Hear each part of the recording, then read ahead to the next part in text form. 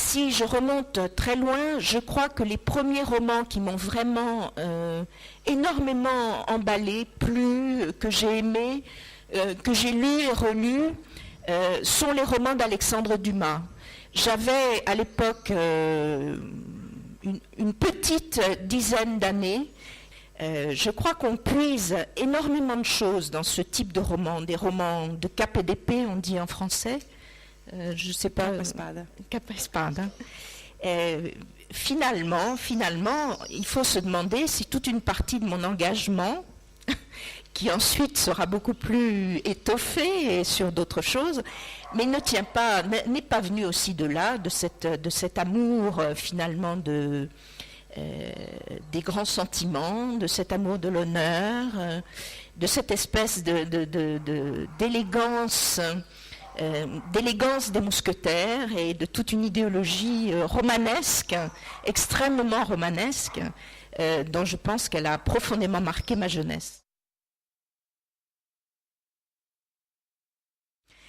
Il y a un auteur que j'ai rencontré, évidemment, dans le cours de mes études, qui m'a, je crois, sur le plan stylistique, énormément marqué, c'est Jules César. Et j'ai trouvé dans ce texte quelque chose d'extraordinaire sur le plan de l'écriture. C'est une écriture, quand on lit des phrases de Jules César, à mon avis, enfin c'est comme ça que je le ressens, on a l'impression qu'on ne peut pas dire les choses autrement, qu'il a trouvé le style absolument simple, absolument direct, absolument pur. Il n'est pas possible de dire la même chose autrement. C'est la forme trouvée.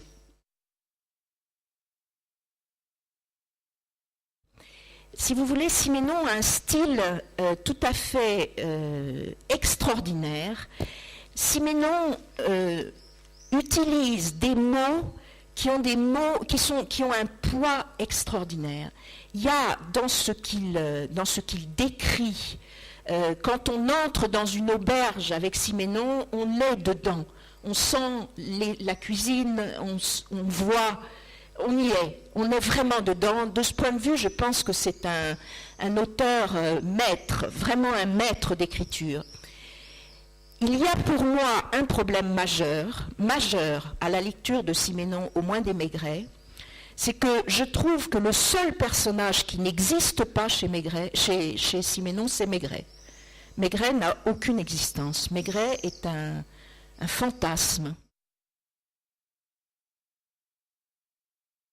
C'était au début des années 60 et j'étais à l'Union des étudiants communistes et à l'époque, nous regardions énormément vers l'Italie et nous lisions énormément de textes italiens. Et ces textes italiens que nous lisions, c'était d'abord des textes de politique. C'était Amendola, Magri, enfin pour voir tout l'arc, c'était les textes des communistes italiens, oui, qui ont eu une influence considérable en France dans les années 60-65. Et c'est par là que j'ai rencontré en fait la culture italienne, et c'est à travers cette lecture que j'ai eu envie de lire la littérature italienne. Et les deux romanciers qui m'ont, je crois, beaucoup marqué à ce moment-là, c'est Sciascia et Pavese, que j'ai lu avec passion. Et je reste très marquée. Je crois que finalement, dans mon goût pour le roman noir, Sciascia a été quelqu'un d'important. Pour moi, Sciascia est un des maîtres du roman noir.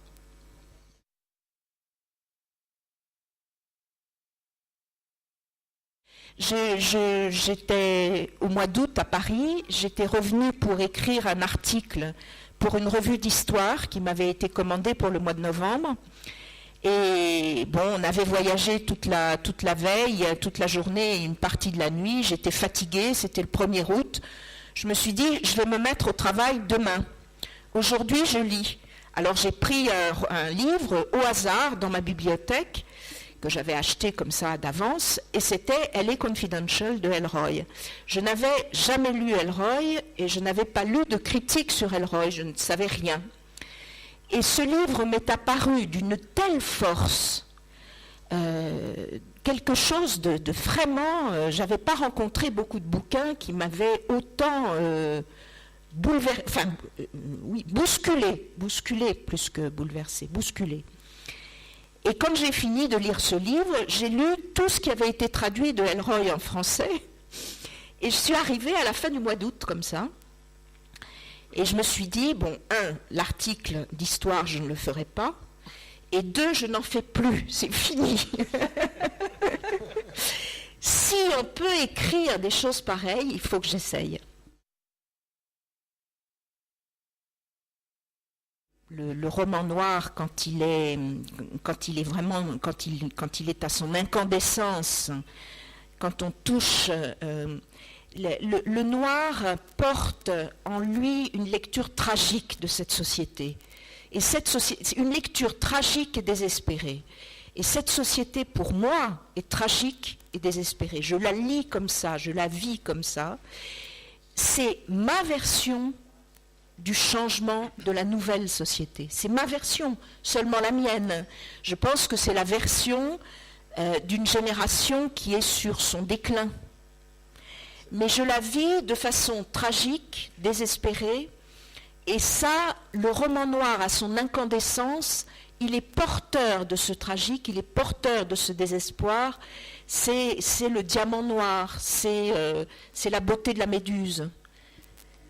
Donc c'est le miroir le plus vrai qui peut se faire, à mes yeux, compte tenu de mon regard, de la société dans laquelle je vis. C'est comme d'ailleurs, c'est comme l'histoire, c'est comme la réflexion historique.